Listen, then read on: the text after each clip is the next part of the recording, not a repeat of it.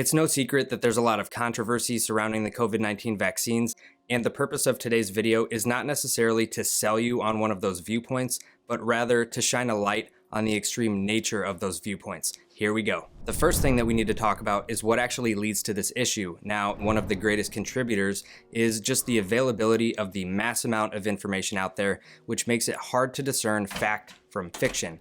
Not only is there a lot of information, there's a lot of misinformation and disinformation, that is inaccurate information perpetuated either unintentionally or intentionally. The nature of the media and internet makes it very easy to spread this information because it provides a platform for everyone. And this includes experts, but also includes people with relatively little to no education or formal training. With all of this information broadcasted, now we have to consider why, once the information is out there, do we arrive at these very extreme views on either end of the spectrum. There does appear to be a fairly high social component to this particular issue, and that's understandable because as human beings, we have a somewhat innate desire to resonate with and belong to certain social groups. There's an effect in psychology known as group polarization, where the viewpoints of the collective group together become more extreme than they would be from the individual alone. So basically, you get together with a group of like-minded individuals and you build off of each other's ideas and energy, and it builds into this thing that is much more extreme than it would be just by yourself. There's another effect in psychology that we should probably all be aware of, and that is called the Dunning-Kruger effect,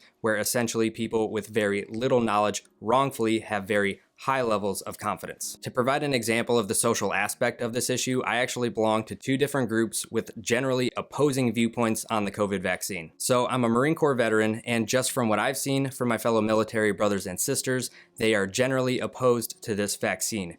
Meanwhile, as a healthcare worker, my fellow healthcare workers are by and large for the vaccine. Having membership in both of these groups with the desire to belong and feeding into that concept of group polarization, I could see how it could be quite easy to adopt one of those viewpoints and latch onto it to an extreme level. However, I think that we can and should in fact do better. So rather than accepting the first bit of information that we come across as fact, here's a few things that we can work on. Number one is to be a healthy skeptic, and when you receive information, don't immediately accept it as truth without questioning it, especially if you're going to be resharing or perpetuating this information, because at that point, I do believe that you have a certain degree of responsibility and that the information that you're sharing could potentially go on to help but also harm people, so you do have to consider the consequences here. Number two, ask yourself if you are actually qualified to talk about the thing that you want to talk about, and if the answer to that is yes, then maybe follow that up with why you think you're qualified,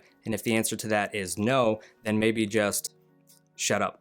Just joshing, but seriously. Number three, ask questions. Question your own biases. Why do you believe what you believe? Is it well-founded? Why do you think you're right? And could you be wrong? Also, while you should probably do your due diligence on your own viewpoint as far as research goes, you could probably benefit from researching the opposing viewpoint as well. Finally, rather than arguing with people, because frankly, you're unlikely to change their mind this way, try having an open and honest conversation and try to discover why they believe what they believe. This type of conversation will not only help you understand your own beliefs and motivations, but will also give you insight into the opposition as well. Lastly, regardless of whatever side of this argument you're on, try exercising a little empathy and compassion and just be good to one another. Everyone's having a tough enough time as it is, and we really should be trying to help each other out to the best of our ability, and showing a little kindness is a great way to start. That's it for today. If you have any thoughts on anything covered in this video, please share that with everyone in the comments below.